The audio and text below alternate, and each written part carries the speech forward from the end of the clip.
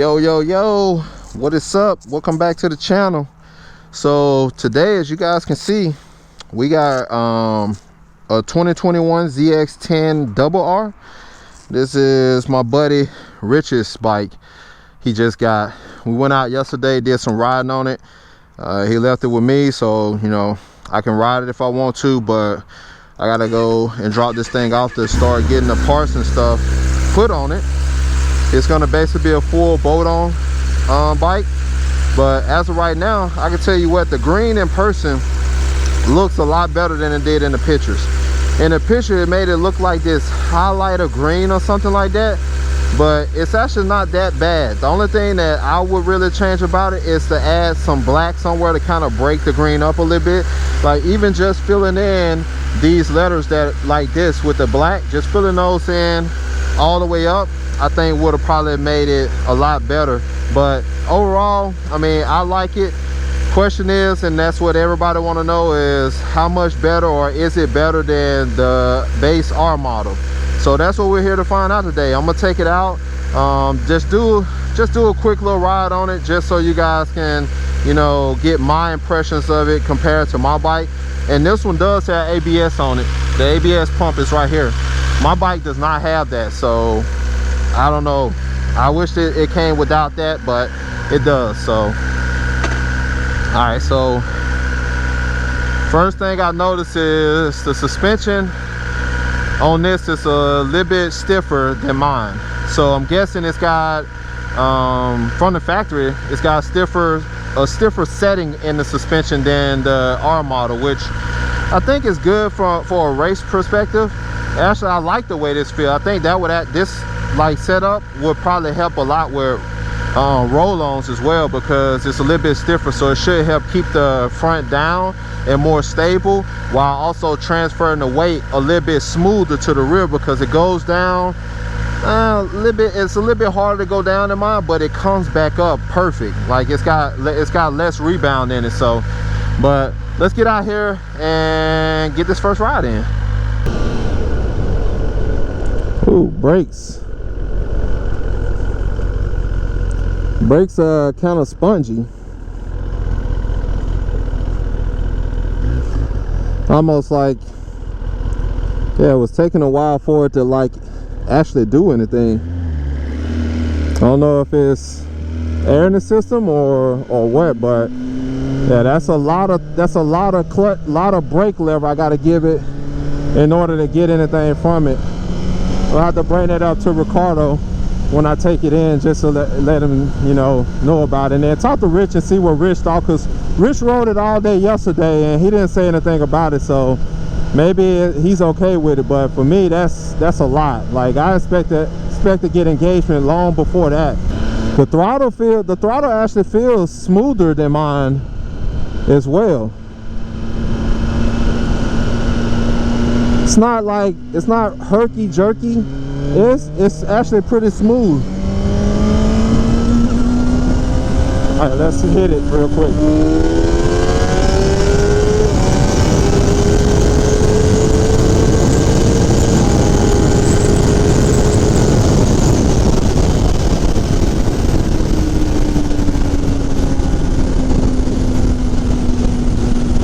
Power feels about the same as mine, which is expected. It does keep pulling though. Like when I hit 12 on the tack, I can feel it still pulling. It's not like a strong pull, but it's not that fall off like mine. Like on my bike, when I hit 12 grand, I can feel the bike lose power. On this one, I can't. And as you can see, I'm in full power mode with traction control off, rider mode 1. So I got all the power, which is the same thing I had on my bike when I rode as well, but I could just feel that permanent drop off in power after 12, whereas this one doesn't.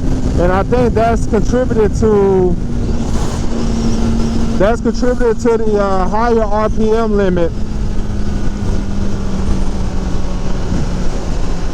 The high RPM limit that they put on the bike, because I think, if I'm not mistaken, the RPM limit on this one is 1,000 higher than the base R model. So yeah, it pulls out a lot farther, and that's expected. The bike's got it's got titanium rods and lighter pistons than the R model. So, but yeah, it feels good. Like I said, it feels just like my bike as far as like pulling until you hit like 12K. Then at that point, it probably just pulls away from my bike. At least with equal riders on the bikes, it should. Let's see how she feel cornering. Some lean on her. Feel good. Some lean on it. If you like it, then you should have put some lean on it.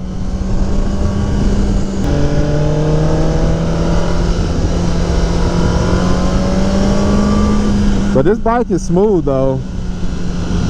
It's been a minute since I rode mine in stock form, so when you don't do something in a while and then you start trying to compare, you can't really get the right comparison because you don't have that feel right then. The quick shift is still trash though. I will say that the bike literally like falls forward when you use the quick shifter. But we're gonna go up here, we're gonna turn around and then go back towards the house, and then hopefully when I get over there on that side I can try to hit it from about a 60 or 70 roll and see what it feels like. I don't got my draggy, so I can't get no 60 to 130 on it, but overall I can say right now that I feel like outside of the bike pulling a little bit hard, a little bit longer than mine, and everything else kind of feels the same. Quick shifter is trash. The throttle, it feels like it's a little bit smoother than mine. The pegs are basically the same. The bike does feel lighter than mine did stock, because this one's got the I think there are Marchesini wheels on it. But it's got ABS on it and mine don't. So, but even with the ABS, it still feels lighter than mine. Quick shifter works, not quick shifter, downshifter works pretty smooth. Come up here, come up here.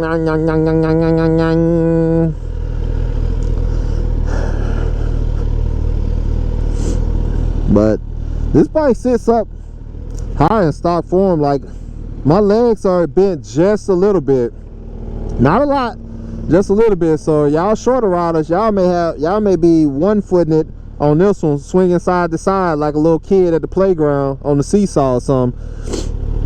But yeah, is the bike worth the extra 12 grand? If you keeping both bikes stock, nope. But I think once this bike is de-restricted, then that's when we're gonna actually see what that extra 12 grand is for. I know, and I'm one of the people, I know we all said it, and we'll keep saying it, that, you know, we can take that extra 12 grand and make base R better than this, probably for less than the 12 grand, right? Maybe. But you don't get the, come on, man. You don't get the exclusivity of a bike like this where they only made 500 of them.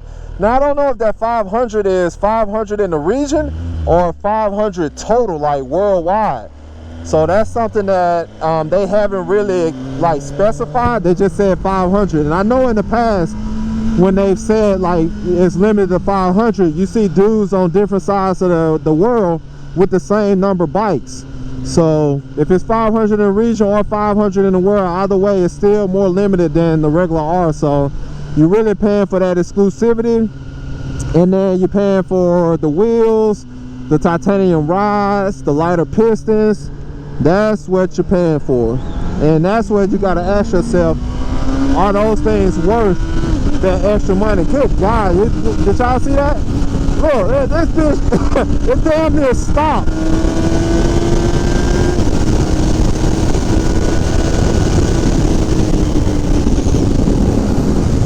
$100 like it's nothing.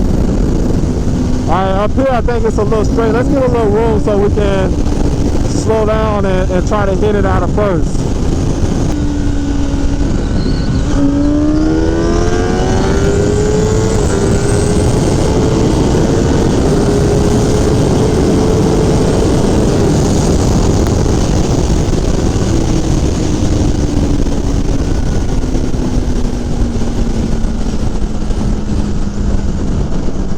see, like that, I can feel the bike not falling off like mine. Like, you can tell that it kind of like plateaus though. It just hit that point where it went from pulling and pulling to pulling and just being consistent. Whereas, like I said, on my bike, it just kind of dies down in power, and you can feel it's prevalent. But my quick shifter on my bike when it was stopped definitely didn't feel like this one did back there. Because when I was shifting the gears, it felt like I hit the brakes. It nosed over. So that my bike don't do. So I don't know what that was. Like that just may be like, this bike may have different quick shifter settings than mine. Just like it may have different throttle settings, which is why it feels smoother. It's a little bump up here I want to get across, and then I'm gonna try to hit it out of first again. I don't want to slow down too slow though. First gear, we at about 60, right?